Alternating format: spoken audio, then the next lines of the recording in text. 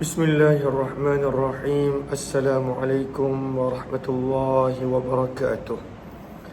Bismillah, alhamdulillah, wassalatu wassalamu ala habibillah Sayyidina Muhammad ibn Abdillah wa ala alihi wa sahbihi wa man wala. Subhanaka la ilma lana illa ma 'allamtana innaka antal alimul hakim. ولا حول ولا قوة إلا بالله العلي العظيم. اللهم رب اشرح لنا صدورنا ويسر لنا أمورنا واحلل عقدة من ألسنتنا يفقه أقوالنا. اللهم فقهنا في الدين وعلمنا التأويل برحمتك يا رب العالمين والحمد لله رب العالمين.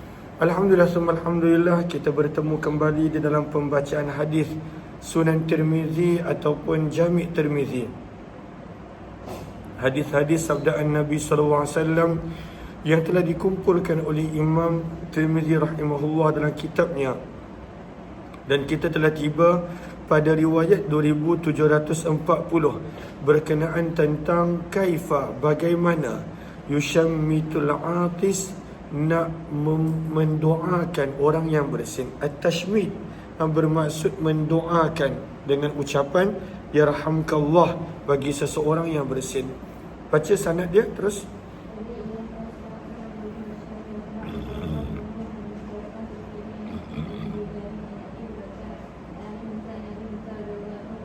Daripada sahabat Nabi Abu Musa al-Ash'ari radhiyallahu anhu, beliau berkata, baginda kanal Yahud adalah orang Yahudi yata'atasun, sengaja bersin, inda Nabi sallallahu alaihi wasallam, di sisi Nabi, yarjun, berharap, an yaqula lahum, Nabi mendoakan untuk mereka ucapan yarhamukumullah.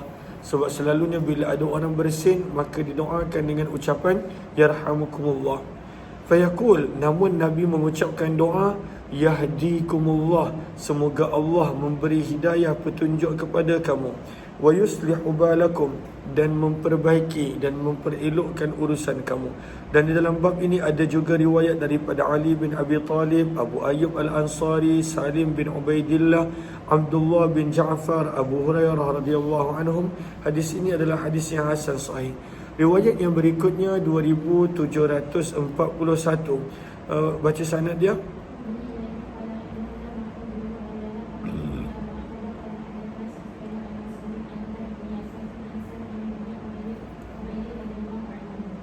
Maka daripada Salim bin Ubaid radhiyallahu ta'ala anhu, sesungguhnya beliau pernah bersama dengan sekelompok kaum ataupun sekelompok manusia fi safarin, di dalam satu permusafiran. Fa'atasa rajulun minal qaum, maka salah seorang daripada orang yang berada di situ telah bersin. Lalu dia mengucapkan perkataan Assalamualaikum, sepatutnya ucapan Alhamdulillah. Namun pada waktu itu ketika mana dia bersin, maka dia mengucapkan Assalamualaikum. Faqala, maka pada waktu itu Salim bin Ubaid menjawab, alaika, ke atas kamu juga, wa ala ummika, dan ibu kamu. Dia sebut nama ibu dia. Faka'anna ar-rajulu wajada fi nafsih, maka orang tersebut telah marah di dalam dirinya. Kenapa tiba-tiba sebut ibu dia dan sebagainya. Faqal, maka menjawab Salim bin Ubaid, ama inni, adapun sesungguhnya aku, lam aqul, tidaklah aku ucapkan tentang alaika wa ala ummika, ke atas kamu dan ibu kamu juga, kecuali perkataan yang Nabi SAW telah ucapkan. Maka Salim bin Ubaid menceritakan, atas rajulun, ada seorang lelaki telah bersin di sisi Nabi SAW. Maka dia pun ketika mana bersin sepatutnya ucap Alhamdulillah, tapi dia pergi mengucapkan Assalamualaikum. Maka Nabi SAW menjawab, alaika wa ala ummika, ke atas kamu juga dan juga ibu kamu. Maka Allahumma salli ala sayyidina Muhammad. Kemudian Salim bin Ubaid menerangkan jawapan bersin yang betul. Maka beliau berkata, idza atasa ahadukum, apabila salah seorang daripada kamu bersin, maka apakah doanya? Hendaklah dia mengucapkan Alhamdulillahi Rabbil Alamin, segala puji bagi Allah Tuhan semesta alam. Dan sekurang-kurangnya kalaulah bersin, ucapannya adalah Alhamdulillah. Kemudian apa sabda Nabi SAW? Wal yakullah, dan hendaklah bila orang yang bersin itu mengucapkan Alhamdulillahirabbil alamin, wal yakul, dan hendaklah mengatakan kepadanya man yaruddu alaih, orang yang membalas doanya dengan ucapan yarhamukallah. Maka kalaulah contoh saya bersin, Alhamdulillah, saya kena sebut Alhamdulillah, dan orang sekeliling saya pada waktu itu mendoakan yarhamukallah, dan saya pada Allahumma salli ala sayyidina Muhammad wal yakul, dan pada waktu itu saya hendaklah doakan balik orang yang telah mendoakan saya dengan ucapan yaghfirullahu li walakum, semoga Allah mengampunkan daku dan kamu. Maka dia ada 3 doa. Bila seseorang itu bersin, sekurang-kurangnya ucapan Alhamdulillah, ataupun dalam hadis ini Alhamdulillahirabbil alamin. Kemudian orang yang sekeliling tadi yang dengar ucapan Alhamdulillah, dia mendoakan dengan ucapan yarhamukallah. Dan orang yang bersin tadi, bila ada orang mendoakan yarhamukallah untuknya, dia balas dengan ucapan yaghfirullahu li walakum, ataupun dalam sebagian hadis menyebut yahdikumullah wa yuslihu lakum. Jelas ke jelas? Baca hadis hadisun.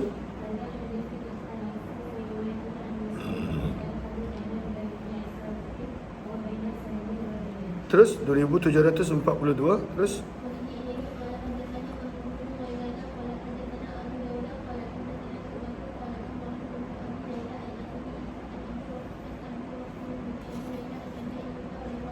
daripada Abu Ayyub radhiyallahu anhu, sesungguhnya Nabi SAW bersabda, idza atasa ahadukum, apabila salah seorang daripada kamu bersin, maka hendaklah dia mengucapkan alhamdulillahi ala kulli hal, segala puji bagi Allah atas apa jua keadaan.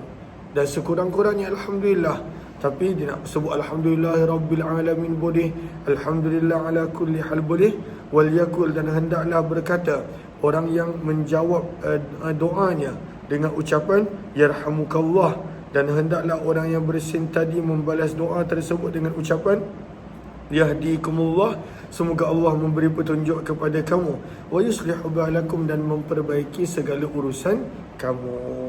Maka ini doa yang masya-Allah sunnah yang patut kita amalkan. Baca bi ila qala hadatsana.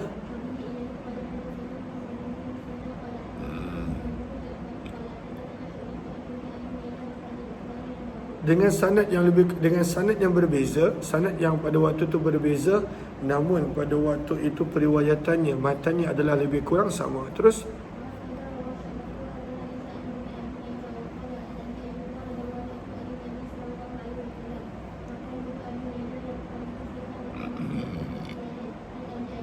maka Ibnu Abi Layla dalam meriwayatkan hadis ini, dia pada waktu itu bercanggah kadang-kala riwayatnya. Kadang-kala dia berkata daripada Abu Ayyub daripada Nabi, dan kadang-kala dia ubah, dia berkata daripada Sayyidina Ali daripada Nabi sallallahu alaihi wasallam. Mungkin pada waktu itu dia ambil riwayat daripada kedua mereka. Riwayat yang ke-2743. Terus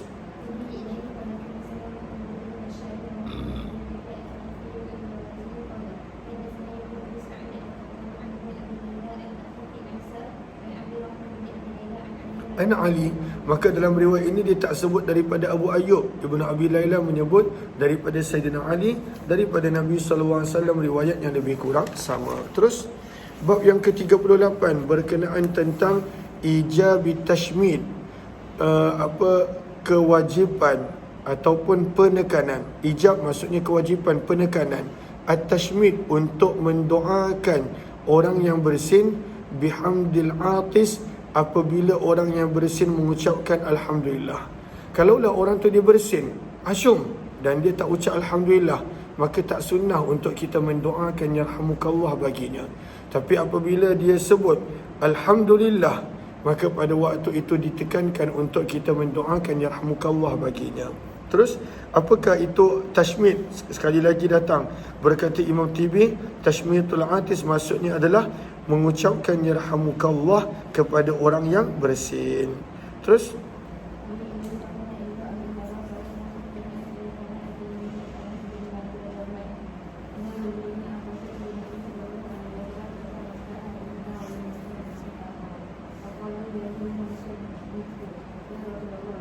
Maka daripada Anas bin Malik radhiyallahu anhu, sesungguhnya dua orang lelaki telah bersin di sisi Nabi. Ada dua orang, Hashum, kemudian orang lain Hashum.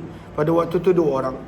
Fashammata ahadahuma, maka Nabi mendoakan. Ucapan syammata kita terjemahkan sebagai mendoakan orang yang bersin dengan ucapan yarhamukallah. Maka mendoakan dengan ucapan yarhamukallah Nabi kepada salah seorang daripada keduanya, dan Nabi tidak mendoakan yarhamukallah pada orang yang lain. Ada dua orang, tapi Nabi hanya mendoakan salah seorang. Maka telah berkata orang yang telah tidak didoakan untuknya, ya Rasulullah, wahai utusan Allah, syammata hadza, engkau mendoakan untuk orang ini dengan ucapan yarhamukallah, namun engkau tidak mendoakan aku. Maka Nabi membalas, innahu hamidallah, sesungguhnya dia bila bersin dia sebut alhamdulillah, dia puji Allah, dan sesungguhnya kamu tidak memuji Allah. Hadis ini adalah hadis yang hasan sahih. Bab yang ke-39, berapa kali kita nak mendoakan untuk orang yang bersin? Kalaulah dia berterusan bersin, berapa kali? Maka ada riwayat menyebut 2 kali. Kali ketiga dah tak perlu. Ada riwayat menyebut 3 kali, dan kali keempat tidak perlu, kerana dia dah menjadi sesema, dan pada waktu itu dah menjadi demam. Kalaulah pada waktu itu berterusan mengucapkan yarhamukallah baginya. 2749. Terus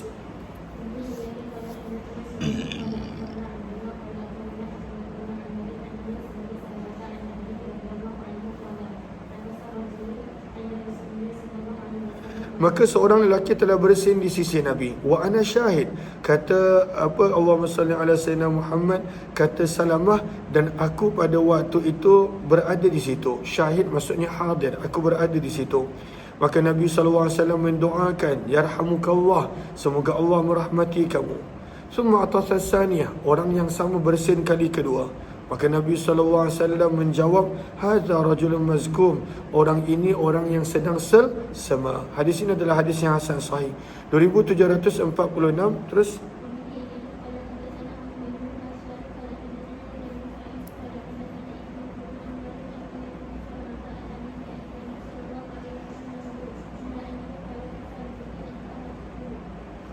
maka daripada Nabi SAW ketika mana kali ketiga baru Nabi bersabda, anta mazkum, engkau selsema.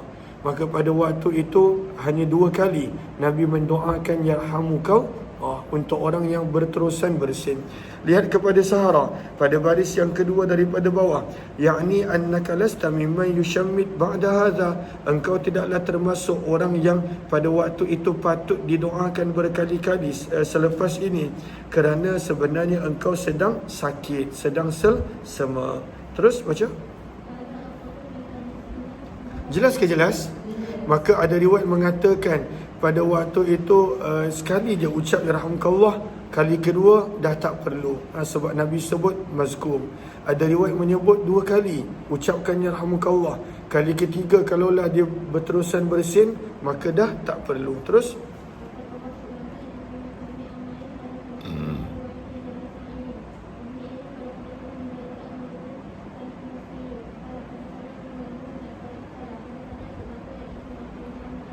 Terus 2747.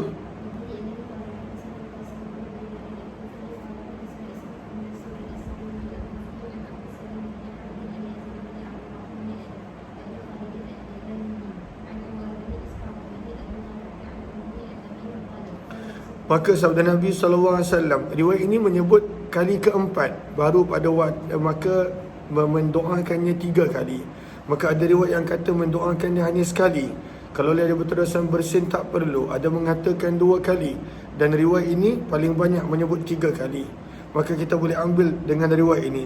Maka sabda Nabi, syammitil atis, mendoakanlah yarhamukallah bagi orang yang bersin. Salah 3 kali. Fa in zada, kalaulah fa idza zada, maka apabila dia masih bersin lebih daripada 3 kali, fa in syi'ta, maka jika kamu mahu, fa syammithu, maka kamu boleh mendoakannya, dan jika kamu mahu maka tidak perlu untuk mendoakannya. Maka ini riwayat yang kita boleh pegang. Maksudnya 3 kali dia bersin, Hashum, yarhamukallah. Kali kedua, yarhamukallah. Kali ketiga, yarhamukallah. Kali keempat, maka dah tak perlu. sebab sebenarnya dia mazkum, seorang yang selesema. Bab yang ke-40 berkenaan tentang merendahkan suara dan menutup wajah ketika mana bersin. Ketika mana bersin, cuba untuk kawal suara. Janganlah pada waktu tu tambah lagi suara.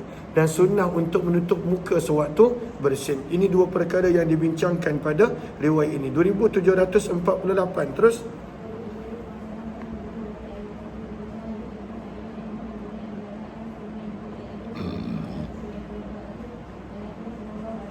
maka sesungguhnya Nabi SAW kana idza atasa, apabila baginda bersin, ghatta wajhah, Nabi akan tutup muka baginda, biadihi, sama ada dengan tangan, au bisaubi, ataupun dengan kain, wa ghadda, dan Nabi cuba untuk merendahkan, biha, sewaktu bersin, sautahu, suara baginda. Ini dua sunnah.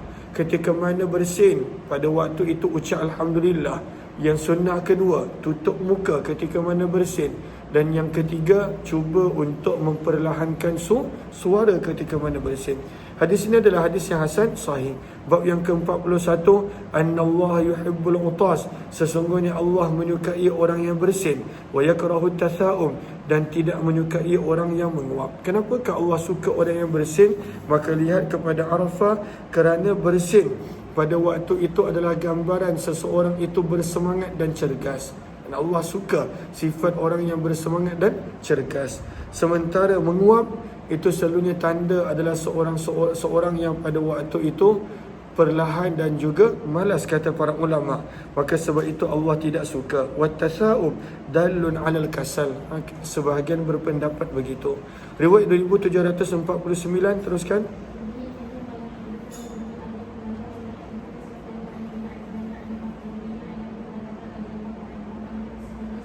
Maka sesungguhnya Nabi SAW, hadis riwayat Abu Hurairah, Nabi telah bersabda, al-utasu minallah, bersin itu datangnya daripada Allah, wattasa'ubu, dan menguap itu datangnya daripada syaitan.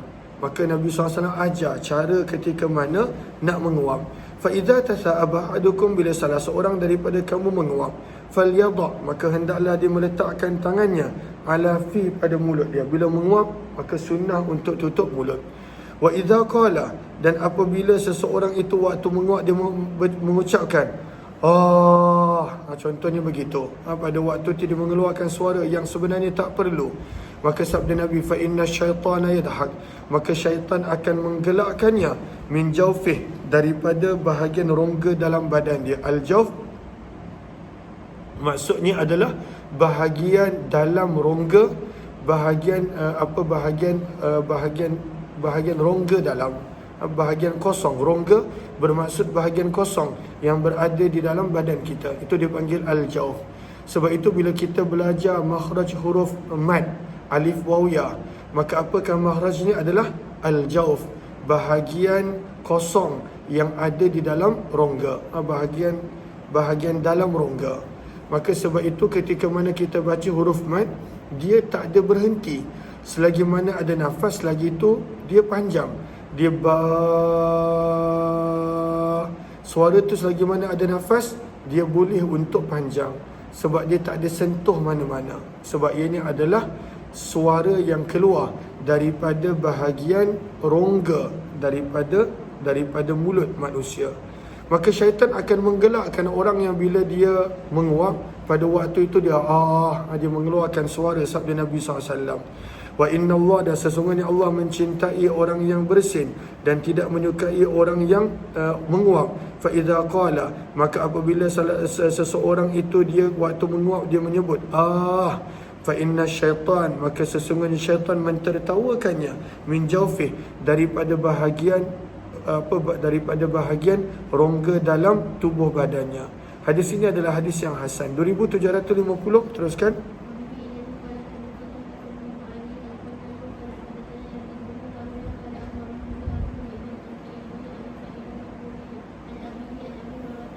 Maka daripada Abu Hurairah, sahabat Nabi, beliau berkata, Nabi SAW bersabda, innallaha yuhibbul utas, sesungguhnya Allah mencintai, menyukai orang yang bersin, wa yakrahu tatha'ub, dan tidak menyukai orang yang terlalu banyak menguap. Fa idza atasa ahadukum, maka apabila salah seorang daripada kamu bersin, maka hendaklah dia mengucapkan alhamdulillah, segala puji bagi Allah. Maka daripada hadis ini menjadi dalil sekurang-kurangnya adalah alhamdulillah. Ada riwayat menyebut boleh sebut alhamdulillahi rabbil alamin. Ada riwayat menyebut alhamdulillahi ala kulli hal. Maka riwayat ini menyebut paling kurang alhamdulillah. Fahaqqun, maka selayaknya ke atas setiap orang yang mendengar orang yang bersin yang mengucapkan alhamdulillah, dia menjawab yarhamukallah, semoga Allah merahmati kamu. Wa amma tatha'ub, dan adapun seseorang yang menguap, maka fa idza tatha'aba, apabila salah seorang daripada kamu menguap, falyaruddahu, maka hendaklah dia cuba untuk menahan menguap tadi apa yang termampu. Wala yaqul, dan janganlah ketika mana dia menguap dia berkata pada waktu itu mengeluarkan suara yang sebenarnya dia boleh tahan dan tak perlu. Fa innama dzalika minasyaitan, kerana mengeluarkan suara ketika mana menguap itu adalah daripada syaitan. Yadhaku minhu, syaitan tertawa dan menggelakkannya kerana itu. Hadza hadisun sahih, hadis ini adalah hadis yang sahih. Wa hadza as-sahu, baca.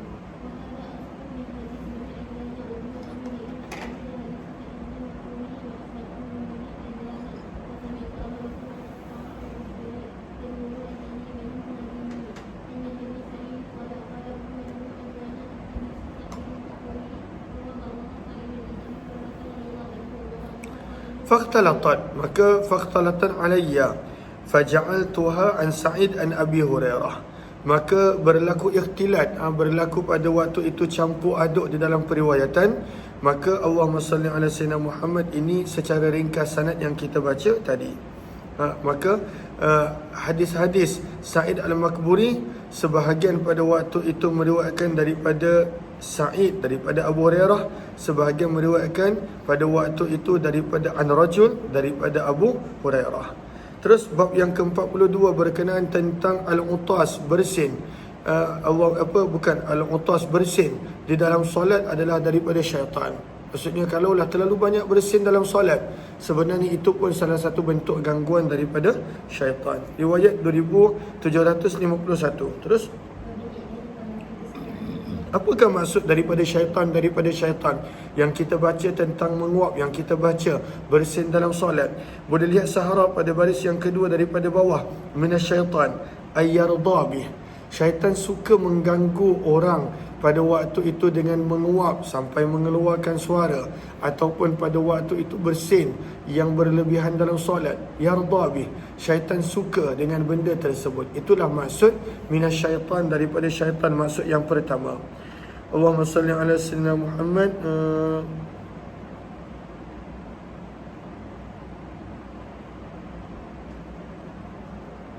Okey, maka ada beberapa pandangan yang lain. Maka secara ringkas yang kata para ulama, apakah maksud Nabi daripada syaitan? Syaitan suka mengganggu manusia. Itu maksud daripada syaitan. Terus baca riwayat dah.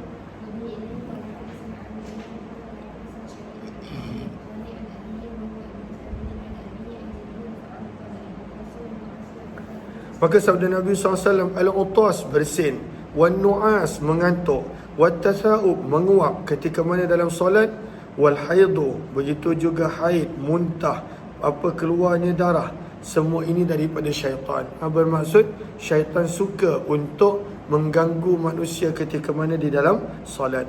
Seperti semua ini kadang-kala merupakan sedikit sebanyak bentuk gangguan kepada orang yang solat, dan syaitan suka untuk mengganggu seseorang yang dalam solat. Hadis ini adalah hadis yang gharib, kata Imam Tirmizi. Kami tidak mengetahuinya kecuali daripada periwayatan Syarik daripada Abu Yaqdhan. Kata Imam Tirmizi, aku telah bertanya kepada Muhammad bin Ismail al-Bukhari berkenaan tentang perawi Adi bin Thabit daripada ayah daripada atuknya. Maka aku bertanya kepada Imam Bukhari, siapakah nama atuk kepada Adi? Maka beliau mengatakan tidak tahu, dan disebutkan daripada Yahya bin Ma'in, nama atuknya adalah Dinar. Riwayat 2752, bab berkenaan tentang larangan ataupun makruh untuk mendirikan seseorang daripada tempat duduknya supaya dia boleh duduk. Ada orang dah sampai lebih awal kat kita, sama ada dekat masjid mana-mana, kita suruh dia bangun dan kita ambil tempat dia. Maka Nabi larang, Nabi tak suka. Terus 2752. Terus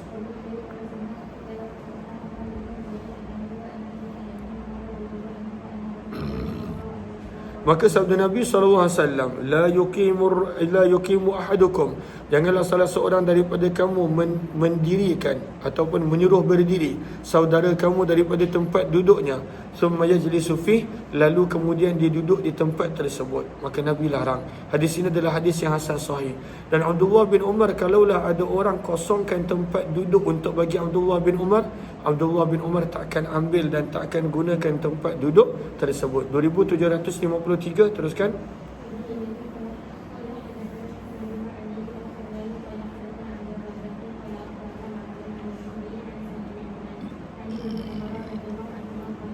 Daripada Abdullah bin Umar radhiyallahu ta'ala beliau berkata, Nabi SAW bersabda, la yuqimu ahadukum, janganlah salah seorang daripada kamu membangunkan saudaranya daripada tempat duduknya, lalu dia duduk di tempat duduk tersebut.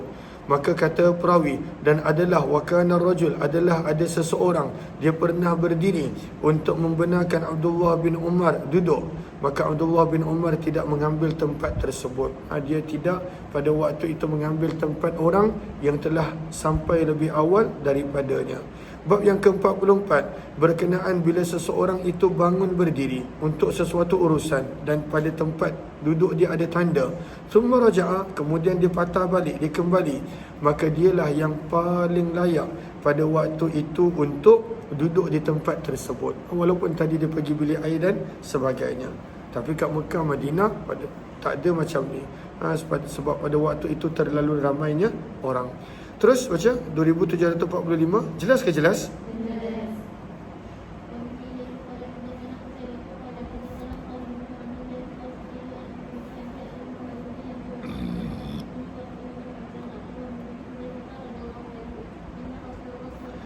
Maka Nabi SAW telah bersabda, ar-rajul, seseorang itu dia yang paling berhak bimajlisi, dengan tempat duduk dia.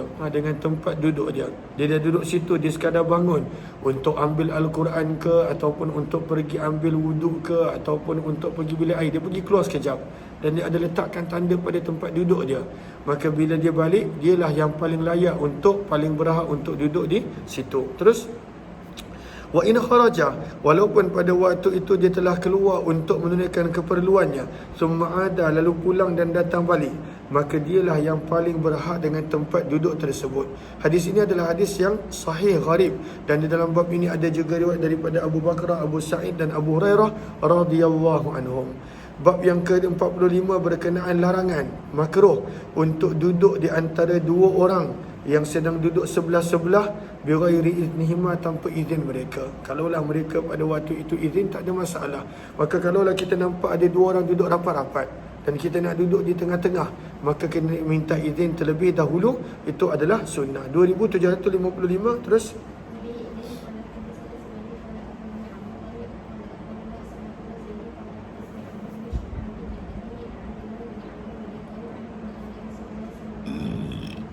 sesungguhnya Nabi SAW telah bersabda, la yahillu, tidak boleh untuk seseorang an yufarriqa, memisahkan di antara dua orang yang sedang berada bersebelahan, illa biiznihima, kecuali dengan izin mereka berdua. Maka kalaulah contoh kita nak pergi solat Jumaat, pada waktu tu nampak macam ada ruang di antara dua orang, minta izin dulu.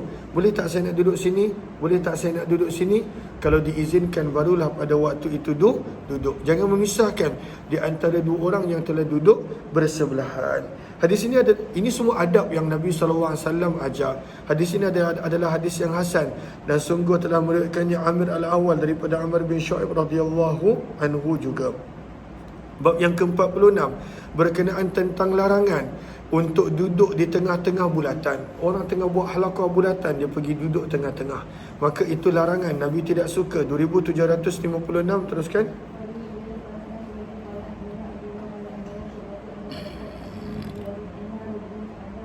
Maka sesungguhnya ada seorang lelaki, dia telah duduk wasata, di tengah-tengah bulatan. Dia telah duduk di tengah-tengah bulatan. Maka Huzaifah radhiyallahu anhu berkata, mal'unun, dijauhkan daripada rahmat Allah. Maksud daripada laknat adalah minta seseorang itu dijauhkan daripada rahmat Allah. Maka kata Huzaifah radhiyallahu anhu, mal'un, semoga dijauhkan daripada laknat, daripada rahmat Allah, ala lisanin Muhammad, berdasarkan permintaan yang ada pada lidah Nabi Muhammad, ataupun semoga Allah melaknat atas lidah Nabi Muhammad, man qa'ada, barang seseorang yang duduk di tengah-tengah bulatan. Pada waktu itu Nabi tak suka kalaulah ada orang duduk di tengah bulatan. Kenapa duduk di tengah bulatan tak boleh? Maka ada dua, lihat kepada Qawata, qala al-Khattabi hadza muawwalun ala wajhain. Ada dua sebab. Yang pertama, kenapa tak boleh? Kerana untuk duduk di tengah halaqah, dia perlu melangkah kepala dan juga bahu-bahu manusia. Sebab itu Nabi larang. Dan yang kedua, kenapa pada waktu itu tidak boleh duduk di tengah halaqah? Kerana pada waktu itu dia menjadi benteng, penghalang kepada orang yang lain yang pada waktu itu tidak nampak sesama mereka dan sebagainya. Sebab itu bawah tu disebut wayahjubu ba'duhum min ba'din fayatadarrarun, dan ada orang yang tak suka. Kenapa tiba-tiba dia menghalang pandangan saya dan sebagainya, ketika mana ianya berbentuk halaqah. Bab yang ke-47 berkenaan tentang makruh, larangan untuk seseorang itu berdiri untuk orang lain. Kalaulah ada orang lain datang dan pada waktu itu berdiri, Nabi SAW tidak suka. Namun ada keharusannya juga, sebab Nabi pernah suruh para sahabat berdiri untuk menyambut Sa'ad bin Mu'az radhiyallahu anhu. Riwayat 2757 terus.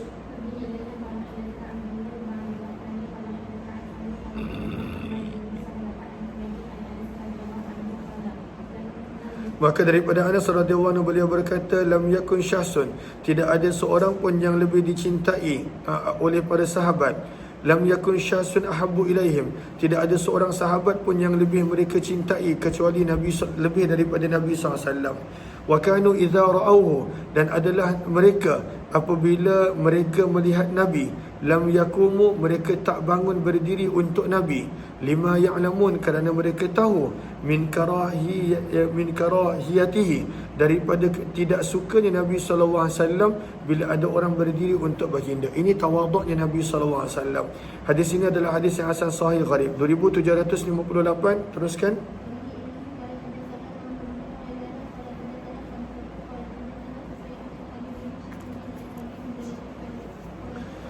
Muawiyah bin Abu Sufyan radhiyallahu ta'ala anhuma faqamat, pada waktu itu telah keluar. Maka Abdullah bin Zubair dan Ibnu Safwan telah berdiri ketika mana melihat Muawiyah telah keluar.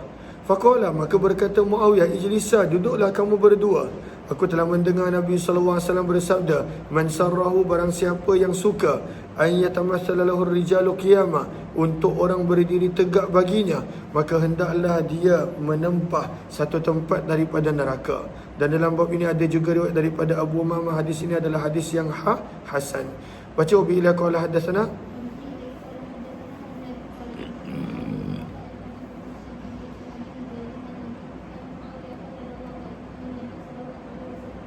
Riwayat yang lebih kurang sama berkenaan tentang tidak digalakkan untuk berdiri ketika mana orang lain lalu dan sebagainya.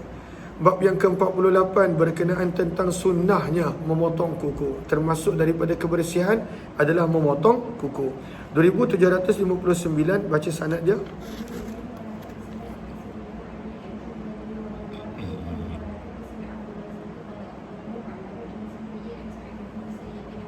Daripada Abu Hurairah radhiyallahu ta'ala, beliau berkata, Nabi SAW bersabda, khamsun, ada 5 perkara, minal fitrah, daripada fitrah, yang merupakan perkara yang manusia biasa buat daripada zaman yang terdahulu dalam untuk menjaga kebersihan mereka. Apakah 5 perkara tersebut? Nanti ada riwayat menyebut 10 dan sebagainya.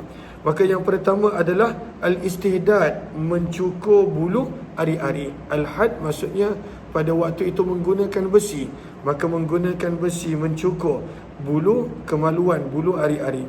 Wal khitan, yang kedua bersunat. Yang ketiga qasus syarib, memendekkan kuku. Yang keempat naful ibid, mencabut bulu ketiak. Yang sunnahnya adalah cabut, kalau tak mampu maka boleh cukur dan sebagainya. Wa taqlimul azfar, dan yang kelima adalah memendek dan memotong kuku. Hadis ini adalah hadis yang hasan sahih. 2760, baca sanad dia.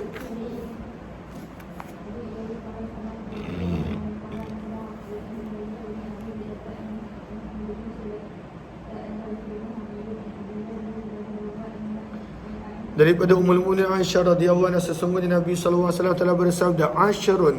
Dalam hadis ni ada menyebut 10. 10 yang merupakan fitrah manusia. Qastus syarib, yang pertama memendekkan misai, yang kedua i'fa'ul lihyah, melebatkan janggut, yang ketiga as-siwak, bersugi, yang keempat al-istinsyak, memasukkan air ke dalam hidung, yang kelima waqasul asfar, memendekkan kuku, yang keenam ghuslul barajim, membasuh bahagian yang susah untuk air sampai, ataupun diterjemahkan membasuh lipatan-lipatan yang ada pada badan. Kemudian natful ibid, mencabut bulu pada ketiak. Halqul anah, mencukur bulu yang ada pada kemaluan. Wantiqasul ma, bermaksud adalah istinja. Sebab itu bawah tu sebelum masuk bab yang baru, kata Imam Tirmizi, wantiqasul ma, apakah maksud dia? Al istinja'u bil ma, pada waktu itu bermaksud memulakan Allahumma salli ala sayyidina, beristinja dengan air. Terus baca. Aku lupa yang ke-10, kata perawi. Terus illa, kecuali yang ke-10 itu adalah al-madmadah, berkumur-kumur. Dan dalam bab ini ada juga daripada Ammar bin Yasir dan Abdullah bin Umar radhiyallahu anhum. Hadis ini adalah hadis yang hasan. Berkata Imam Tirmizi, wantiqasul ma ay al-istinja'u bil ma, beristinja dengan air, digunakan perkataan al-intiqasu al-ma. Terus bab yang ke-19, bab yang ke-49, bab maja'a taukid, menetapkan waktu, taqlimul azfar, untuk memotong kuku dan juga memendekkan misai. Pada waktu tu sunnah untuk menetapkan waktu, dan Nabi pun pernah menetapkan waktu untuk menjaga kebersihan ini. 2761. Terus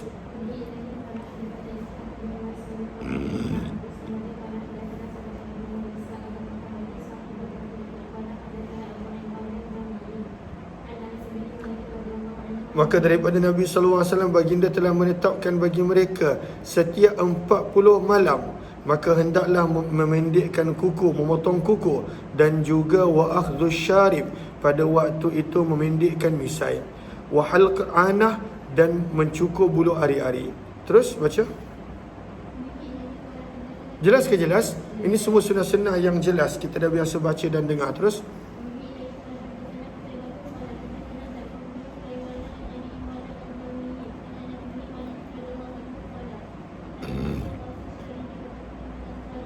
Nabi SAW telah menetapkan untuk kami fi qassi syarib, dalam memendekkan misai, wa taqlimul azfar, memotong kuku, wa halqil anah, mencukur bulu pada kemaluan, wa natfil ibid, mencabut bulu ketiak.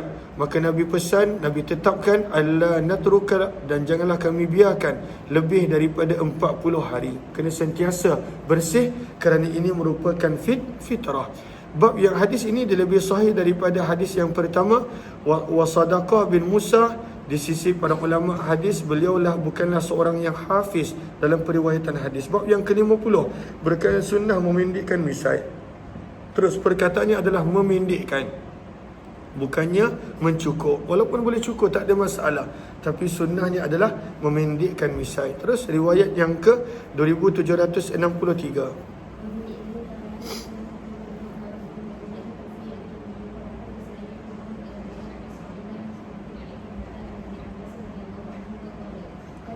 adalah Nabi SAW yakussu, akan memendekkan ataupun yakhudhu, memendekkan daripada misai baginda. Qal, berkata perawi, wa kana Khalilur Rahman, dan adalah kekasih Allah Nabi Ibrahim juga memendekkan misai baginda. Maka memendekkan misai adalah fitrah, dan itu adalah sunnah yang patut kita jaga dalam untuk menjaga kebersihan diri dan sebagainya. Terus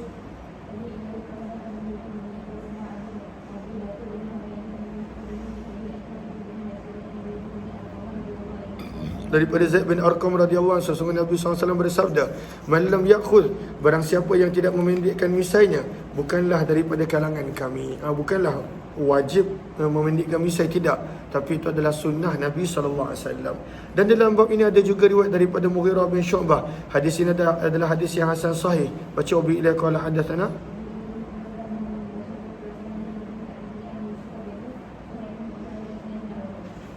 Terus Bab yang ke-51 berkenaan tentang memendekkan janggut. Adakah boleh memendekkan janggut?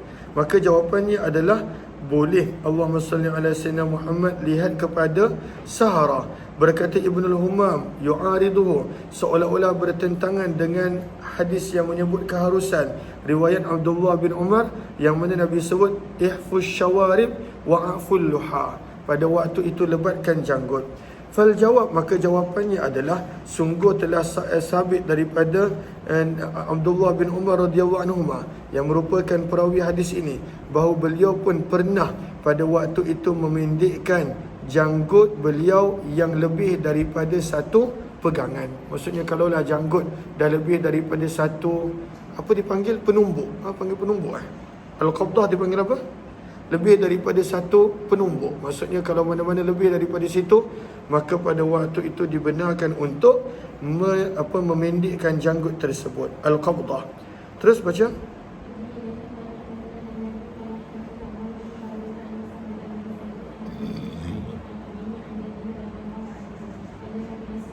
Sesungguhnya Nabi SAW memendekkan daripada janggut baginda min aradihi, daripada bahagian tepi, wa tuliha, dan juga daripada bahagian panjang daripada bawah.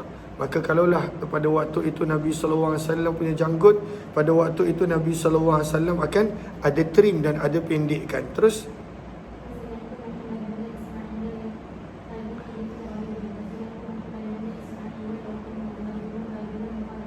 maka di sini Imam Bukhari mempertikaikan perawi yang bernama Umar bin Harun.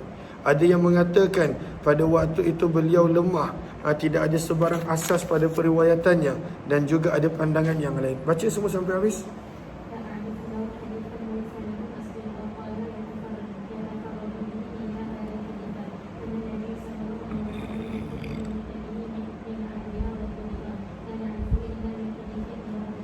Maka hanya beliau seorang yang menyebut Nabi SAW ada memendekkan janggut baginda daripada arah panjang dan juga arah lebar. Hanya beliau seorang yang menggunakan perkataan tersebut dalam periwayatan. Terus waraitu Qutaibah berkata Umar bin Harun perawi adalah seorang yang mahir dalam hadis, dan beliau juga sering berkata iman itu adalah perbuatan dan juga ucapan. Berkata Qutaibah, baca. Qala Qutaibah.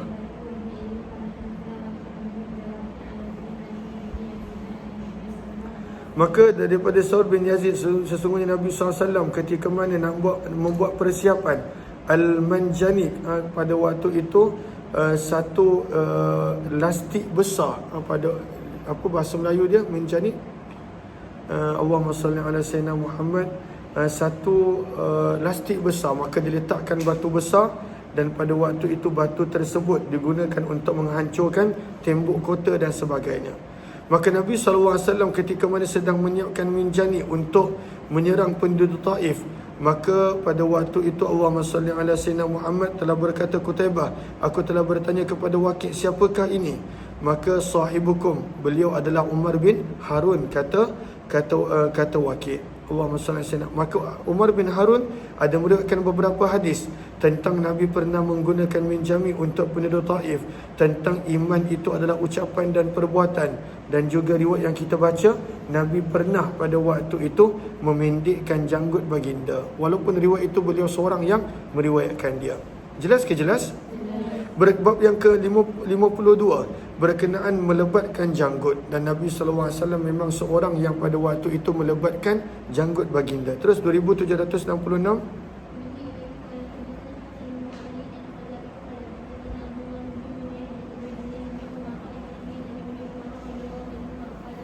Sabda Nabi SAW, uhfuz syawarib, gariskan bawahnya, balighu fi qassiha, pendekkanlah pada waktu itu misai, wa'aful liha, dan pada waktu itu lebat dan panjangkanlah janggut. 2767. Terus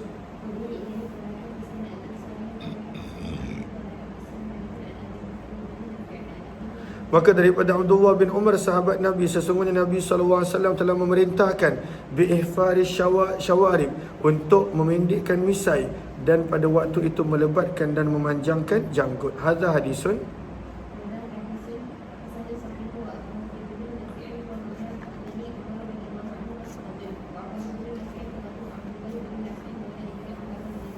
Maka Abdullah bin Nafi' yang pada waktu itu didhaifkan di dalam periwayatannya.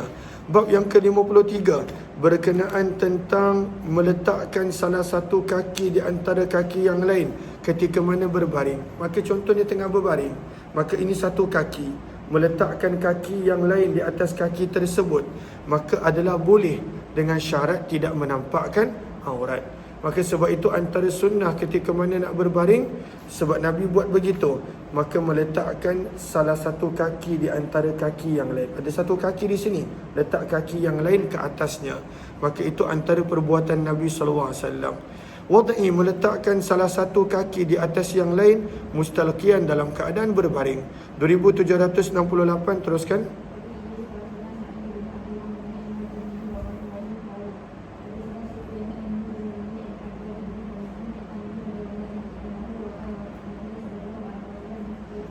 Sesungguhnya telah melihat Nabi SAW baring fil masjid, di dalam masjid, wadi'an, sambil meletakkan salah satu daripada kedua kakinya di atas kaki yang lain.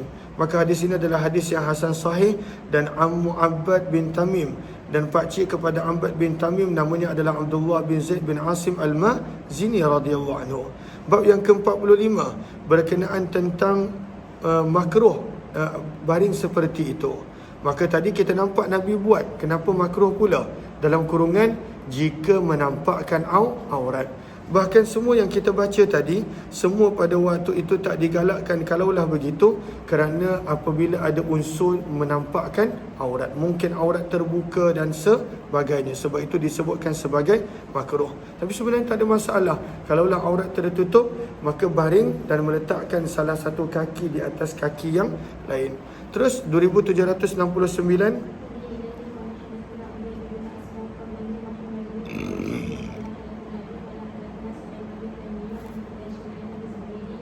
Daripada sahabat Nabi Jabir bin Abdullah radhiyallahu anhu, sesungguhnya Nabi SAW telah melarang anistimalis somma, daripada meliputi seluruh tubuh badan dengan kain. Contoh istimalus somma, kita ada dua penafsiran istimalus somma. Yang pertama adalah pada waktu itu menutup keseluruhan tubuh badan pada waktu itu dengan kain, dengan selendang, dengan ridak dan sebagainya, sehingga tangan susah nak keluar. Maka itu makruh. Istimak al-sammak macam ni adalah makruh. Yang kedua adalah pada waktu tu dia tak ada baju dalam dan sebagainya, tak ada baju dalam, tak ada seluar, dia hanya ada kain, ada ridak ataupun selimut, dan pada waktu itu dia tutup badan dia dalam keadaan ada kemungkinan boleh menampakkan aurat dia, itu juga dipanggil istimalus sammak. Dan kalaulah maksud dia yang kedua ini, ianya boleh menjadi haram, kerana apabila terbuka aurat maka menjadi haram. Sebab itu kita lihat Sahara pada baris yang pertama. Apakah istimalus sammak? Ini dah datang beberapa kali. Maka yang pertama, ayyatahallala ar-rajulu bi thawbih, seseorang itu pada waktu itu memakai pakaian, wala yarfa'u minhu janiban, dan dia tidak mengangkat daripada pakaian itu satu sudut pun, dan pada waktu itu dia menutup seluruh tubuh badannya, daripada tangan dan sebagainya. Allahumma salli ala sayyidina Muhammad. Wa yaqulu al-fuqaha, pandangan yang kedua pula adalah apakah itu istimalus sammak? An yataghatta, seseorang pada waktu itu menutup tubuh badannya bisaubin wahid, hanya dengan sehelai kain, laisa alaihi ghairuh, dia tidak ada pakaian yang lain di bawah kain tersebut. Maka pada waktu itu fayada'uhu, dia meletakkan tersebut di atas lututnya, maka ada kemungkinan boleh terbuka aurat dia. Kalaulah istimalus sammak makna yang pertama, itu makruh. Kalaulah istimalus sammak makna yang kedua, hingga terbuka aurat, maka itu adalah haram. Gariskan tak? Garis tak? Pada Sahara baris yang pertama. Okey, terus itu adalah istimalus sammak. Ada dua penafsiran istimalus sammak. Yang kedua, wal ihtiba'u fi thawbin wahid, dan melingkari badan dengan pakaian yang satu. Ini pun maknanya lebih kurang sama. Lihat kepada Sahara, apakah maksudnya? An yadummal insanu rijlaihi ila batnih, seseorang itu merapatkan kedua kaki ke perutnya. Okey, pada waktu itu kaki dirapatkan ke perutnya. Bisaubin, dengan hanya satu kain yang mana dia tidak ada pakaian dalam tak ada pakai t-shirt, tak ada pakai seluar ataupun kain, dia hanya ada satu kain dan ditutup macam tu, maka ia pun adalah makruh kerana ianya adalah tak boleh, dilarang kerana boleh menampakkan aurat. Sebab itu disebutkan di sini, apakah maksud daripada al-ihtiba, menutup dengan menggunakan hanya satu kain? Apakah maksud satu kain? Tidak memakai pakaian dalam yang menutup aurat daripada kain seluar ataupun t-shirt dan sebagainya, maka itu pun adalah tidak boleh. Apakah maksud ihtiba?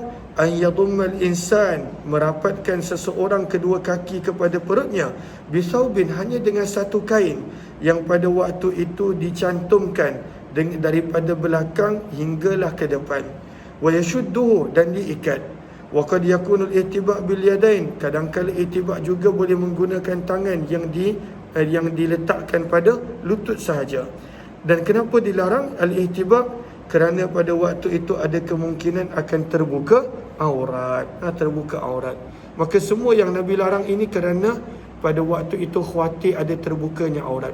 Yang ketiga, wa an yarfa'ar rajul, dan mengangkat seseorang itu salah satu daripada kedua kakinya di atas kaki yang lain dalam keadaan dia sedang berbaring pada belakang dia. Dan ini pun makruh waktu bila kita nak gabungkan dengan hadis yang atas yang Nabi pernah buat. Apabila ada kemungkinan terbuka aurat, maka dilarang. Kalaulah tak ada kemungkinan aurat terbuka, maka pada waktu itu tidak menjadi masalah. Jelas ke jelas? Terus, hadha hadisan. Baca sampai habis. Sama je riwayat dia.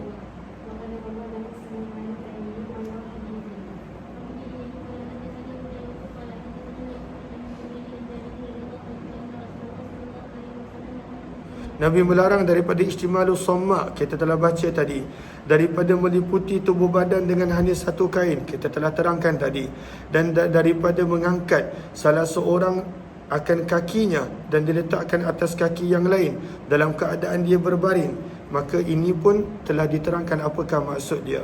Bab yang ke-55 berkenaan tentang larangan untuk meniarap. Pada waktu itu Nabi tidak suka orang yang meniarap. Al-ittija' 'alal batan, meniarap di atas perut. 2771 terus.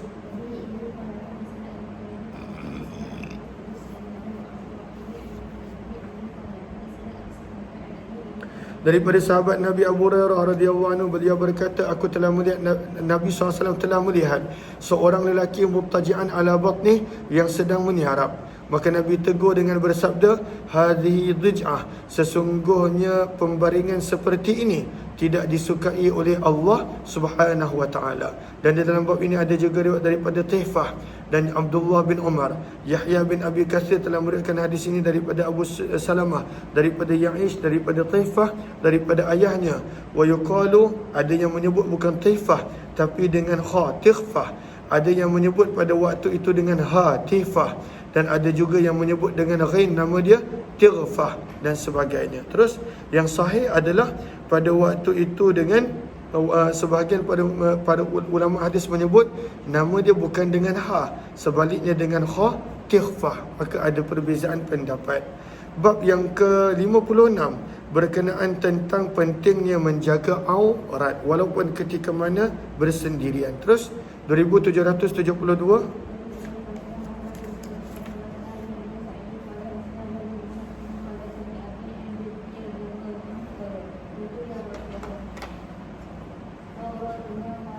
Maka seorang sahabat telah bertanya, wahai Rasulullah, auratuna, aurat kami, daripada kalau lelaki daripada pusat hingga lutut, daripada perempuan maka dan juga aurat perempuan ada had dia.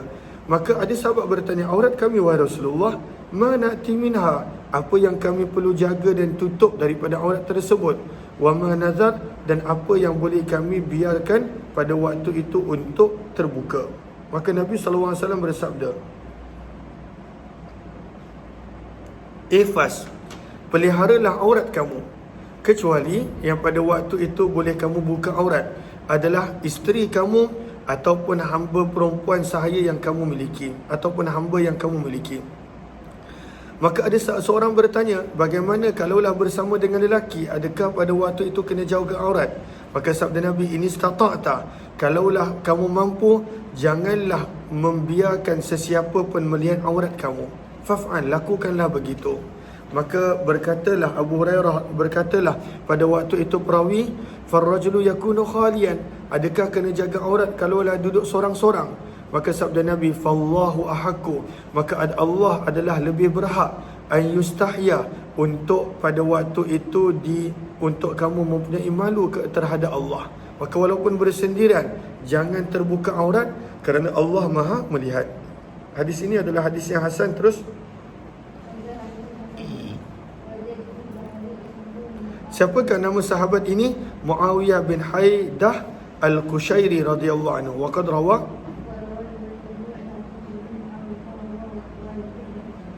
siapakah nama atuk bahas? Muawiyah bin Haidah. Siapakah pada waktu itu nama ayahnya? Hakim bin Muawiyah radhiyallahu taala anhum. Terus bab yang ke-57 berkenaan tentang adakah boleh bersandar. Boleh. Nabi SAW pernah bersandar. Tidak ada larangan untuk bersandar. 2773, teruskan.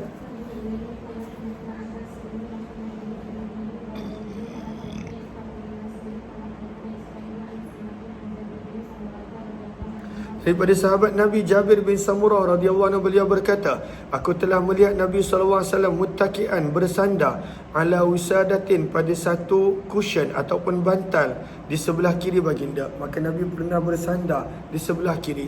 Maka tak ada masalah untuk bersandar. Ianya bukanlah pada waktu itu perbuatan yang tercela dan sebagainya untuk bersandar di atas sofa, di atas cushion dan sebagainya. Terus,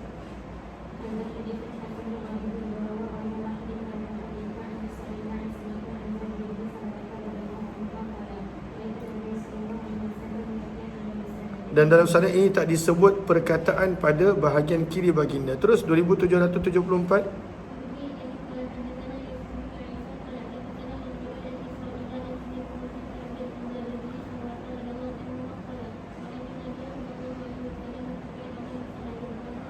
Ada wisadah bermaksud bantal ataupun cushion. Maka Nabi pernah bersandar.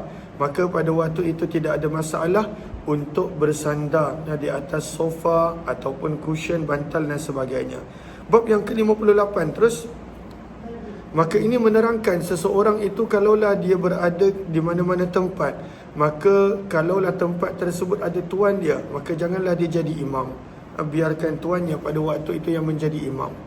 Begitu juga kalaulah ada tempat duduk orang yang tertentu, maka jangan kita ambil tempat duduk orang tersebut. Ini semuanya adalah adab yang Nabi SAW ajar. Terus,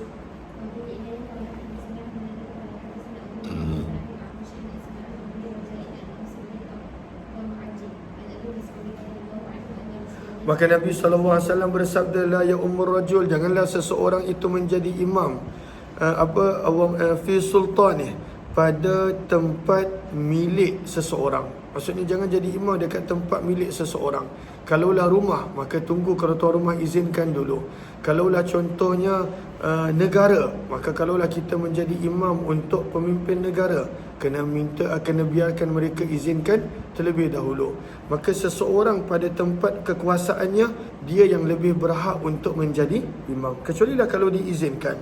Wala yujlasu, dan janganlah duduk pada tempat duduk khas seseorang tersebut yang ada dalam rumahnya kecuali dengan izin dia. Jelas ke jelas? Bab yang ke-59 berkenaan tentang seseorang tuan, dia lebih berhak menunggang kenderaan dia. Dia lebih berhak untuk menunggang kenderaan dia. Terus 2776. Terus,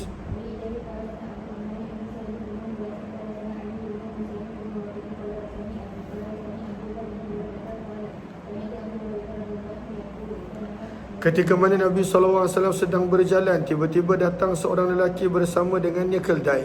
Maka dia pun kata, wahai utusan Allah, tungganglah tuan. Tuan tak boleh berjalan, naik keldai ini. Wa ta'akhkhara rajul, dan lelaki ini mundur ke tepi. Maka Nabi SAW bersabda, la, tidak, aku tak akan naik. Anta ahakku bisadri dabbatika, engkau yang lebih berhak dalam untuk menunggang kenderaan kamu. Illa, kecuali antaj'alahu, kamu menjadikan hak tersebut bagiku. Maka lelaki ini pun pada waktu kata, wahai Rasulullah, qad ja'altuhu lak, aku jadikan pada waktu itu engkau lebih berhak untuk menunggang tungganganku ini, kenderaanku ini. Maka Nabi SAW pun tunggang akhirnya. Maksudnya kalaulah orang tu benar-benar sungguh izinkan, maka pada waktu itu barulah tunggang. Kalaulah kerana segan dan malu, maka sebaik-baiknya pada waktu itu jangan kita pada waktu itu menumpang ataupun menunggang kenderaan orang, memandu kenderaan orang dan sebagainya. Terus bab yang ke-60 berkenaan tentang kelonggaran menggunakan permaidani. Zaman kita permaidani penuh rumah kita dengan permaidani. Dengan apa? Dengan kapet. Zaman Nabi tak ada. Maka sebab itu bila Nabi sebut tentang kapet dan permaidani, para sahabat kata, kami tak ada wahai Rasulullah. Sebab mereka berada pada waktu kesusahan pada zaman tersebut. Sehinggalah tertawannya Farsi, Rom dan sebagainya. Terus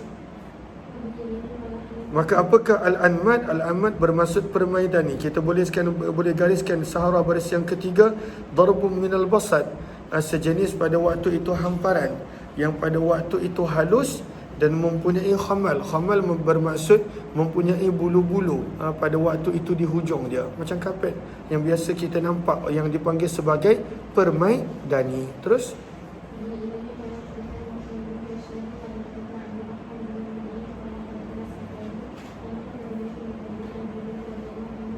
maka daripada Jabir radhiyallahu anhu, beliau berkata, Nabi bertanya, halakum anmat, kamu ada permaidani tak? Maka Jabir berkata, wa anna yakunu lana anmat, siapa yang mampu nak beli? Ini zaman ketika mana para sahabat berada dalam kesusahan.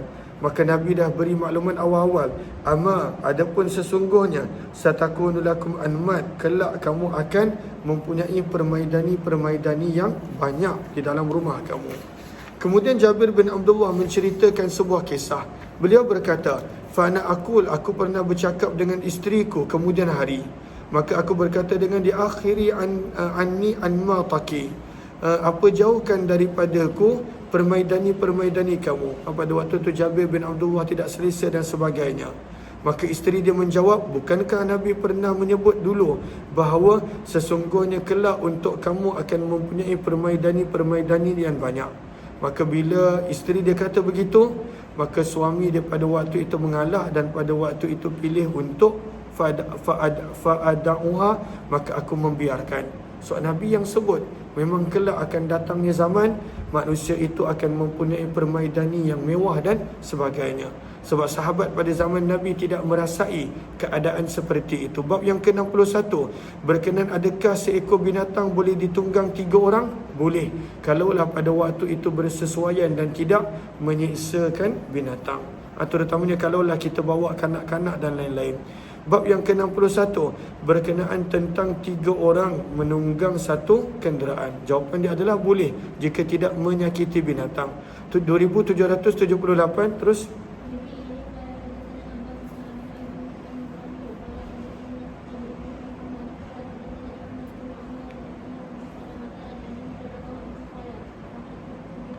maka Allahumma salli ala sayyidina Muhammad, beliau berkata, aku telah menuntun, memimpin Nabi SAW. Dan maksudnya dia menuntun, menarik tali kekang kenderaan Nabi. Dan pada waktu itu bersama dengan Nabi menunggang kenderaan yang sama adalah Hasan dan Husain radhiyallahu anhuma. Dan pada waktu itu mereka bertiga menunggang baghal Nabi yang dikenal sebagai Ash-Shahba. Hatta adkhaltuhu, sehinggalah aku memasukkan Nabi SAW, hatta adkhaltuhu, sehingga pada waktu itu aku membawa masuk berhampiran dengan rumah Nabi SAW.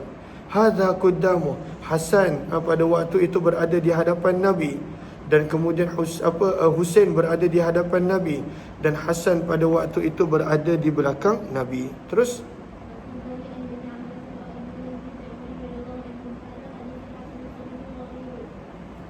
bab yang ke-62 berkenaan apakah hukum melihat sesuatu, melihat pada waktu itu wanita dalam keadaan tidak sengaja kali pertama. Maka jawapan dia tak berdosa. Cuma Nabi pesan janganlah turuti dengan pandangan yang kedua. Nampak pada waktu itu benda yang tak sepatut nampak, cepat-cepat alih. Dan jangan disusuli dengan nak tengok kali kedua. Bab ma ja'a fi nadratil fuj'ah. Fuj'ah maksudnya secara tiba-tiba. pandangan mata secara tak sengaja dan tiba-tiba. Riwayat 2779, teruskan.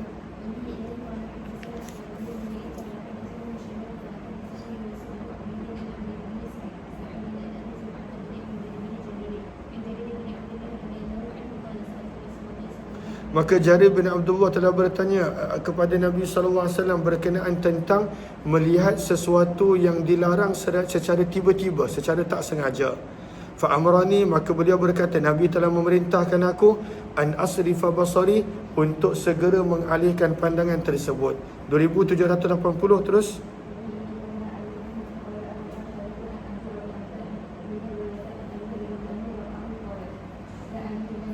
Maka Nabi pesan kepada Sayyidina Ali, wahai Ali, janganlah kamu turuti, kamu ikuti pandangan mata yang pertama dengan pandangan yang kedua.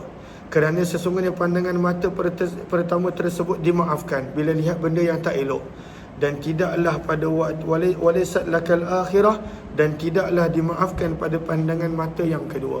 Kita dah nampak kali pertama, nak pergi tengok lagi kali kedua. Yang kali kedua tersebut adalah berdosa. Terus, hadza hadisan. Bab yang ke-63, berkenaan wanita perlu untuk menutup auratnya daripada lelaki, walaupun orang buta sekalipun. Dalam hadis ini menyebut tentang sahabat buta Abdullah bin Ummi Maktum pun Nabi suruh untuk menjaga aurat, walaupun Abdullah bin Ummi Maktum tidak nampak dan tidak boleh melihat. Terus baca.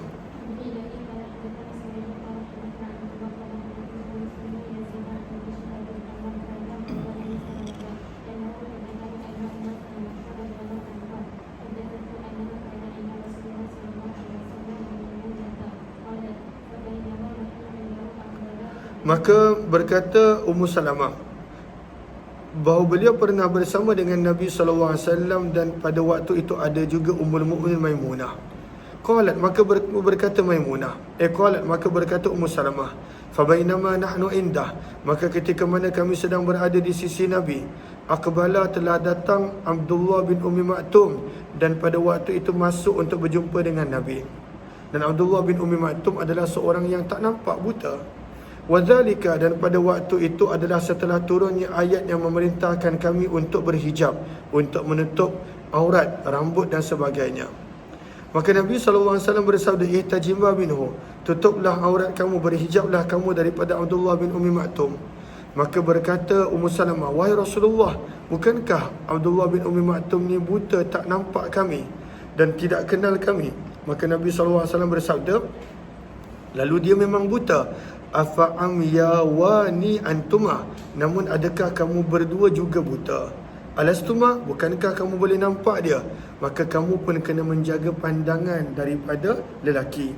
Lelaki kena jaga pandangan daripada wanita, dan wanita kena jaga pandangan daripada lelaki. Terus bab yang ke-64, berkenaan tentang jangan bertemu dengan mana-mana perempuan kecuali dengan izin suami dia. Dan ini zaman kita perlu diambil berat, berjumpa dengan isteri orang dan pada waktu itu dalam keadaan tidak ada mahram ataupun tidak ada izin daripada suami, maka Nabi SAW larang tidak boleh berjumpa dengan isteri orang kecuali dengan izin suaminya. 2782. Terus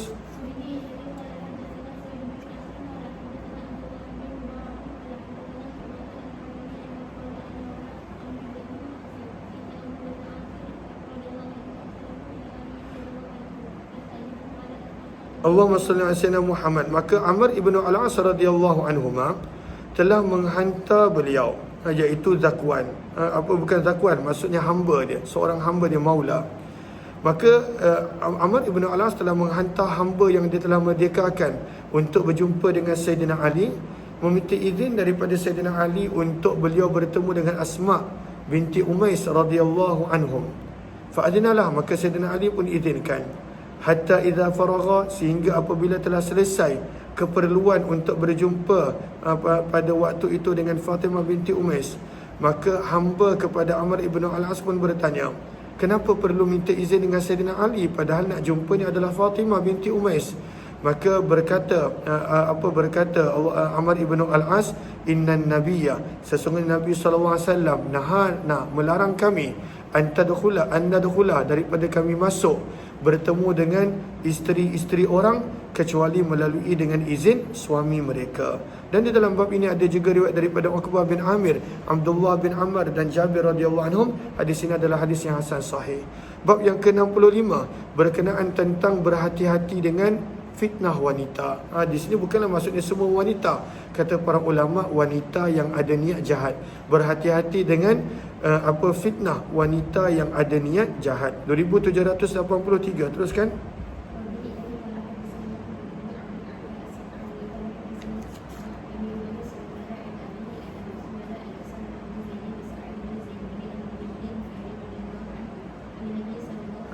Sabda Nabi SAW, ma taraktu ba'di, tidak aku tinggalkan selepas kewafatanku pada manusia fitnatan, satu fitnah, satu ujian yang lebih memudaratkan kepada lelaki untuk lelaki daripada fitnah dan ujian wanita minan nisa. Hadha hadisun.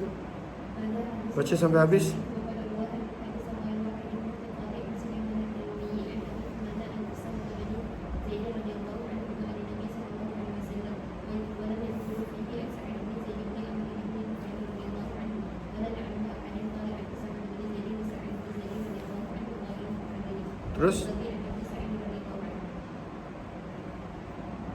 Terus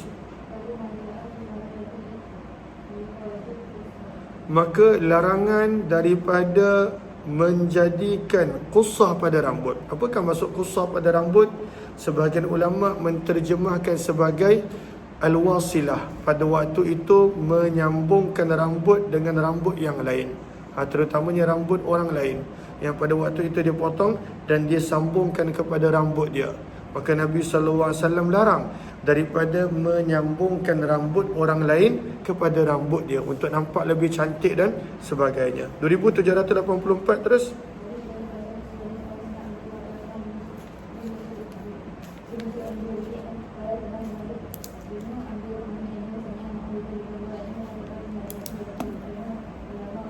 Maka Muawiyah bin Abi Sufyan pernah berkhutbah di Madinah. Kata para ulama, ini berlaku pada tahun 51 Hijrah.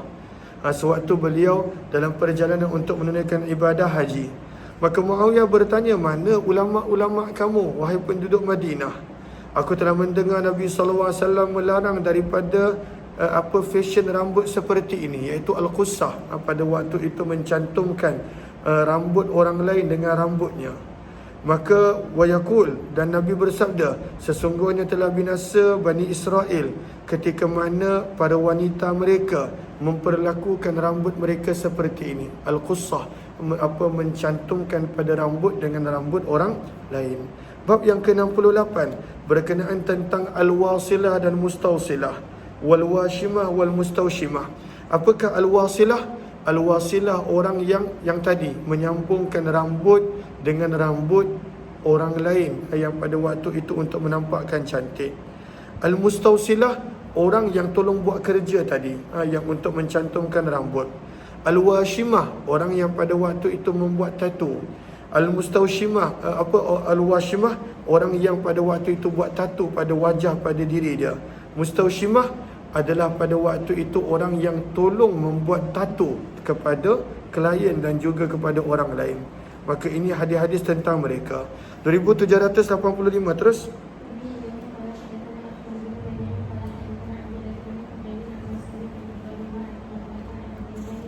Daripada Abdullah bin Mas'ud radhiyallahu anhu, sesungguhnya Nabi SAW telah melaknat al-washimat, orang yang membuat tatu, wal mustawshimat, orang yang tolong membuatkan tatu kepada orang lain, wal mutanassimat. Apakah maksud al mutanassimat? Lihat kepada Sahara pada baris yang ketiga daripada bawah, ianya adalah pada waktu itu membuang rambut ataupun bulu yang ada pada wajah selain daripada janggut dan misai.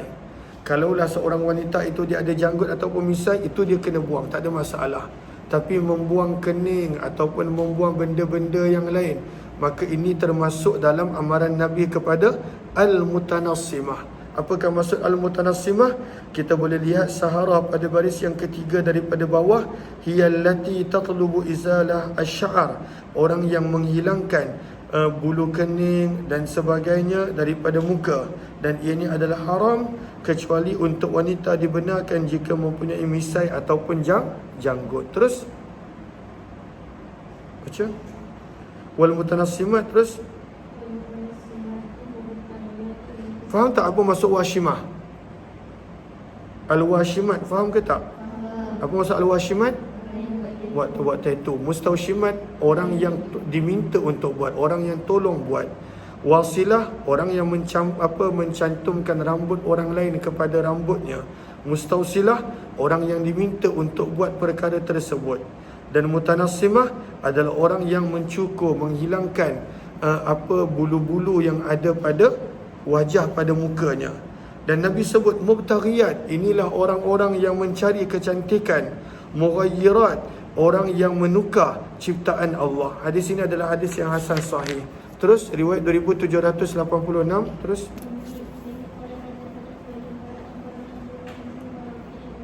baca sampai habis, kita maknanya lebih kurang sama.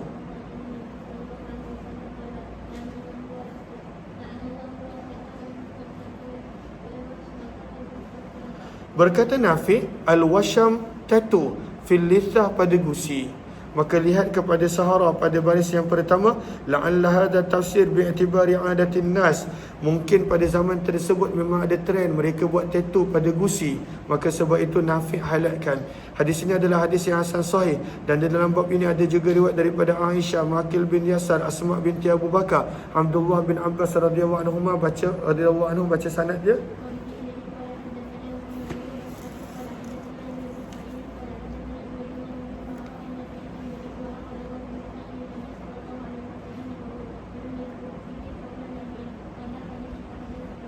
Terus bab yang ke-68 berkenaan tentang al-mutashabbihat birrijal minan nisa. Lelaki yang memakai sesuatu, pakaian dan sebagainya untuk menyerupai wanita. Maka apakah hukum dia? Terus wanita yang minta maaf, minan nisa, wanita yang al-mutashabbihat birrijal, yang cuba untuk menyerupai lelaki. Apakah hadis yang ada tentang mereka? Terus baca.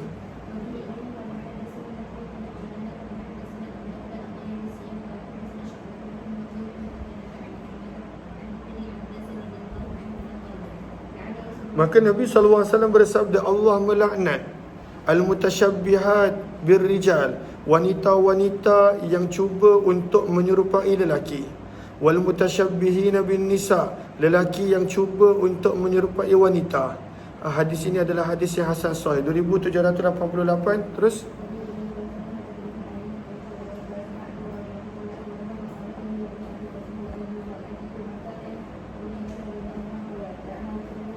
maka Nabi SAW melaknat al-mukhannithin minar rijal, lelaki yang pada waktu itu menyerupai wanita. Wal mutarajjilat minan nisa, wanita yang menyerupai lelaki Nabi laknat. Cuma di sini para ulama highlightkan Sahara pada baris yang ketiga. Ada dua jenis. Yang pertama memang orang yang semula jadi begitu. Walam yatakallaf, dia tidak pada waktu itu mengada-ngada untuk pada waktu itu mengubah penciptaannya, dan juga pada waktu itu tingkah lakunya seperti wanita. Dan dia semula jadi percakapan dia, pergerakan badan dia. Wa hadza la dhamma alaih, orang yang semula jadi begini maka tidak ada celaan ke atas mereka dan dia tidak berdosa.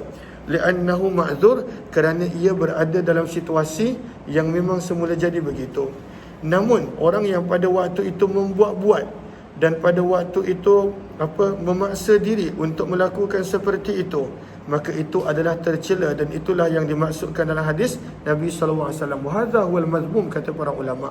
Terus riwayat yang ke-2789 berkenaan tentang makruh bagi wanita keluar daripada rumah dalam keadaan muta'attirah, memakai minyak wangi berlebihan sehingga menarik perhatian. Terus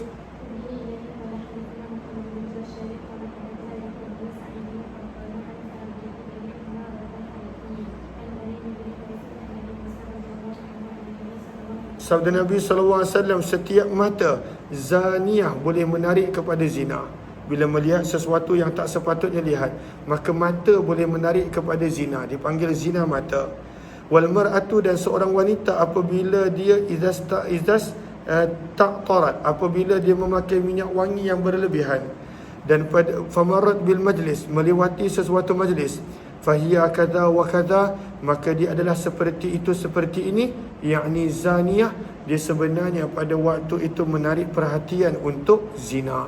Al-iyadzu billah. Maka sebab itu wanita tidak digalakkan memakai minyak wangi berlebihan. Terus, dan di dalam bab ini ada juga riwayat daripada Abu Hurairah, dan hadis ini adalah hadis yang hasan sahih. Bab yang ke-70 berkenaan tentang kriteria minyak wangi lelaki dan wanita. Bagaimanakah kriteria mereka daripada hadis sabdaan Nabi. Terus,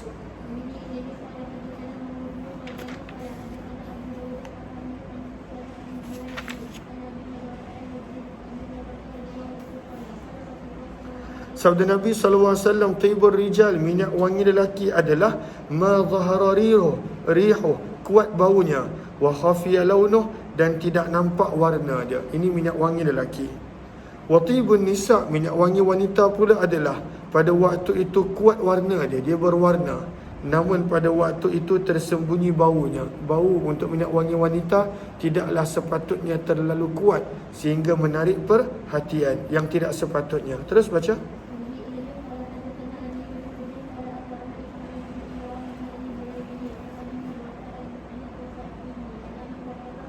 Daripada Abu Hurairah radhiyallahu ta'ala anhu, daripada Nabi sallallahu alaihi wasallam, riwayat yang lebih kurang sama dengan matan yang lebih kurang sama. Wa hadza,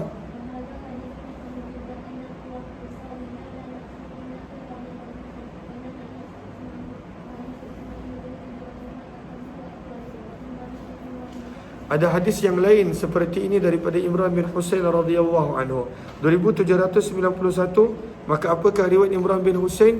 Imam Tirmizi bawakan riwayat Imran bin Husain. Terus,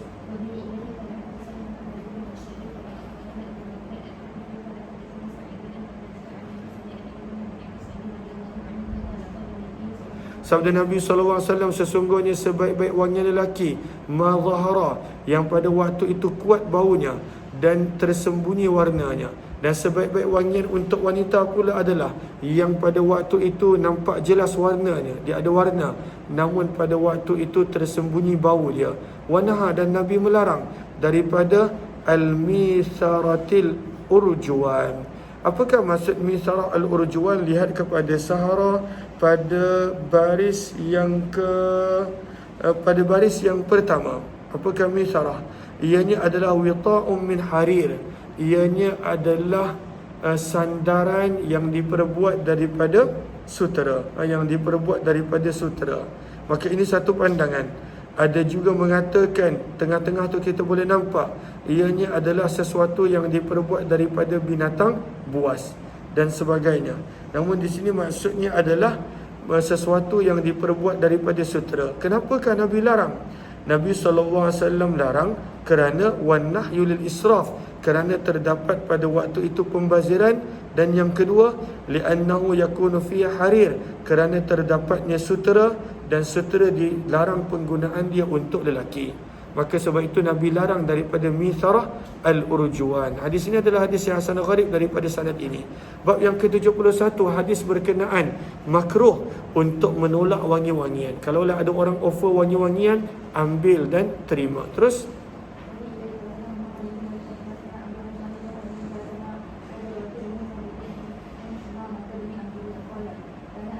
adalah Anas radhiyallahu anhu tidak pernah menolak wangian. Berkata Anas, sesungguhnya Nabi SAW juga la yaruddu tib, tidak pernah menolak wangian. Dan di dalam bab ini ada juga riwayat daripada Abu Hurairah. Hadis ini adalah hadis yang hasan sahih. 2793. Teruskan.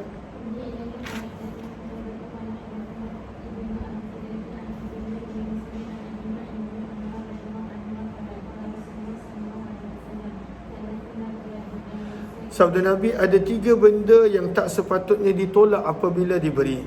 Al-wasaid, bantal, wad-duhun, minyak, wal-laban, dan susu.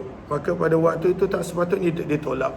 Termasuklah ad-duhun di sini bermaksud minyak wangi. Terus, maka kenapa jangan tolak? Lihat kepada Sahara. Berkata Imam Tibi, kerana seseorang itu apabila nak memuliakan tetamu, maka selalunya diberi 3 ini sebagai hadiyatun qalilah, sebagai satu hadiah kecil. fala yanbaghi an turad, maka tidak selayaknya untuk ditolak. Orang nak bagi hadiah tak selayaknya untuk ditolak, lagi-lagi adalah hadiah yang biasa, bantal, wangi minyak ataupun wangian dan juga susu. Terus hadza hadisun.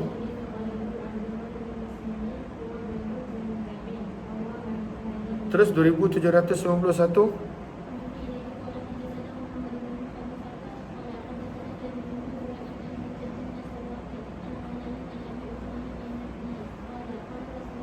Sabda Nabi SAW, "Idza utiya ahadukum," apabila salah seorang daripada kamu diberikan raihan, wangian raihan. Raihan adalah sejenis bunga. Bahkan kita boleh lihat bawah tu Sahara, bukan sekadar raihan, kullu nabtin, bahkan setiap yang wangi pada waktu itu tak sepatutnya ditolak. Maka apabila salah seorang daripada kamu diberikan raihan, maka janganlah dia menolaknya, kerana ianya datang daripada syurga. Wangian datang daripada syurga. Hadza hadisun.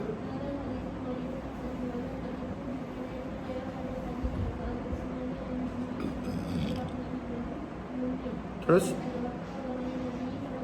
dia pernah sempat dengan zaman Nabi, tapi tak sempat bertemu dan mengambil hadis daripada Nabi. Bab yang ke-70 berkenaan tentang larangan rapatnya. Mubasyarah ni ada dua makna. Yang lihat kepada Sahara, apa makna yang pertama mubasyarah adalah makna asalnya lamsul bisyar, lamsul basyarah, menyentuh kulit. Itu maksud asal mubasyarah. Maksudnya mubasyarah saling bersentuhan kulit. Wala'alla zahir anna al-murada huna al-mukhalatah. Maka maksud daripada mubasyarah di sini sebenarnya adalah hubungan ikhtilat yang terlalu rapat, sehingga pada waktu itu tahu segala rahsia dan sebagainya, maka itu dilarang. Dan yang kedua maksudnya adalah al-mudaja'ah, pada waktu itu tidur berkongsi satu selimut, walaupun lelaki sama lelaki, perempuan sama perempuan, maka itu pun adalah dilarang dan ini adalah makruh. 2795 teruskan. Jelas ke jelas tentang masuk mubasyarah? Terus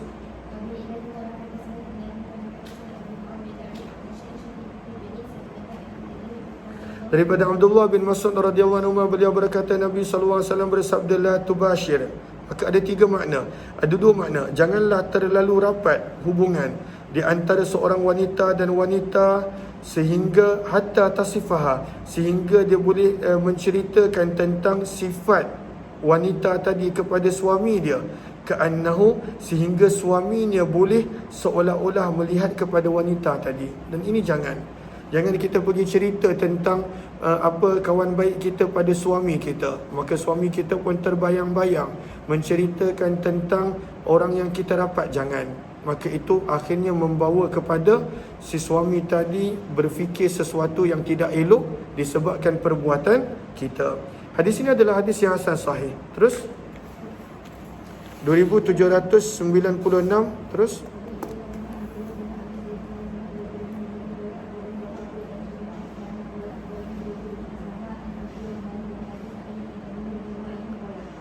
sabda Nabi SAW, la yanzuru rajul, janganlah seorang lelaki melihat kepada aurat lelaki yang lain. Wala tanzuril mar'ah, janganlah seorang wanita melihat kepada aurat wanita yang lain. Wala yufdi, dan janganlah masuk seorang lelaki ila rajul, bersama lelaki yang lain, fi thawbil wahid, berkongsi satu selimut. Maka jangan begitu. Wala tufdil mar'ah, dan janganlah masuk seorang wanita ilal mar'ah, kepada wanita lain, fi thawbil wahid, berkongsi satu selimut. Hadis ini adalah hadis hasan gharib. Ini maksud lain mubasyarah, pada waktu itu berkongsi selimut baring bersama. Bab yang ke-73 berkenaan tentang menjaga aurat. Bab ni kita dah belajar dah tadi, cuma Imam Tirmizi ulangkan balik. Dah belajar pada muka surat berapa? Cuba cek. Hifzul Aurah. Hadis ni sama dah belajar. Dah belajar pada bab yang ke-56, muka riwayat 2772. Maka yang sekadar baca je, kita tak terjemahkan. Baca 2757.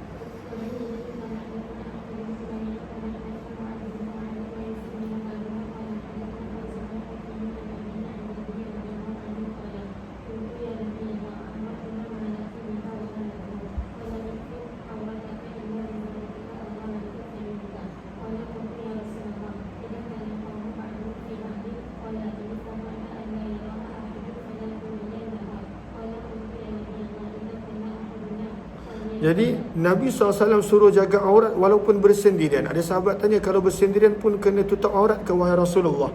Sabda Nabi, Allah lebih berhak untuk kita merasa malu dengan Allah berbanding manusia, minan nas, kerana Allah sentiasa melihat kita. Bab yang ke-74 berkenaan tentang peha adalah aurat. Peha adalah aurat. Terus 2798.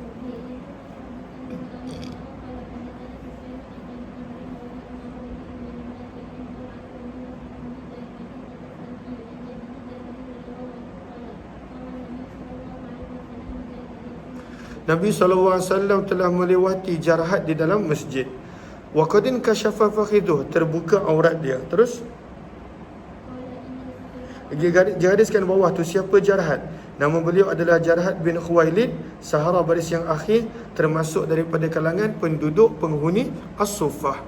Dan terbuka peha dia.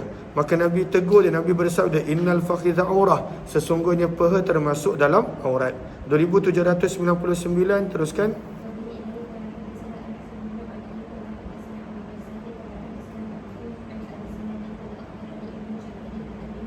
Maka daripada Jarhat radhiyallahu anhu juga, sesungguhnya Nabi SAW telah melewati dengannya dalam keadaan kasyifun, terbuka pehanya. Maka Nabi SAW tegur, ghati, tutuplah peha kamu.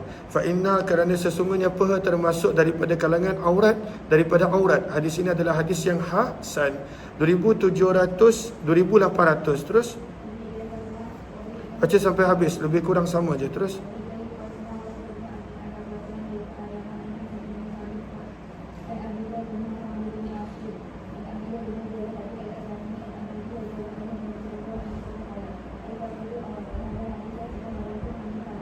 Terus 2801 sama, dia punya terjemah semua sama. Baca sampai habis. Semua menceritakan riwayat ini nak menyokong bahawa peha adalah termasuk aurat. Terus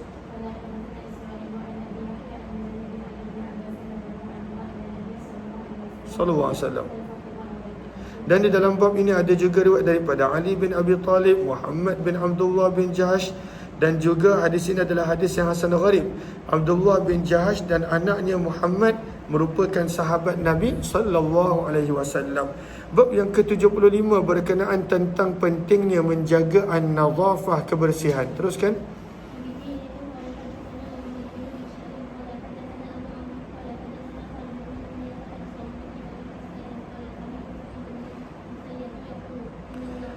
Maka Sa'id bin Musayyib berkata, sesungguhnya Allah itu tayyib, baik. Allah itu baik, suci. Yuhibbu tayyib, menyukai benda yang baik dan juga benda yang suci. Nazif, Allah itu adalah bersih, mencintai kebersihan. Karimun, Allah itu mulia. Yuhibbul karam, menyukai kemuliaan.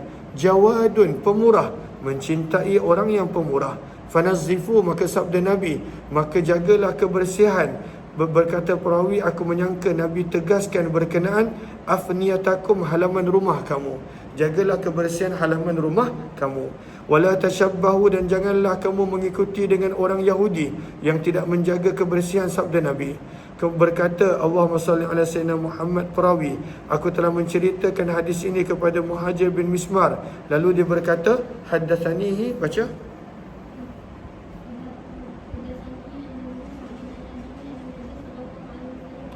Riwayat dan matanya lebih kurang sama, kecuali ada penambahan nazifu afniyatakum, maka bersihkanlah halaman rumah kamu. Hadis ini adalah hadis yang gharib dan Khalid bin Ilyas adalah seorang yang didhaifkan di dalam periwayatan hadis. Beliau juga dipanggil sebagai Khalid bin Iyas tanpa ada lam. Ada mengatakan Khalid bin Ilyas, ada mengatakan Khalid bin Iyas. Bab yang ke-72 berkenaan ketika mana nak jima', maka hendaklah menutup. Pada waktu tutup dengan selimut. Janganlah ketika mana nak jima' bersetubuh habis dia buka semuanya. Terus 2803. Terus ini bab yang terakhir. Terus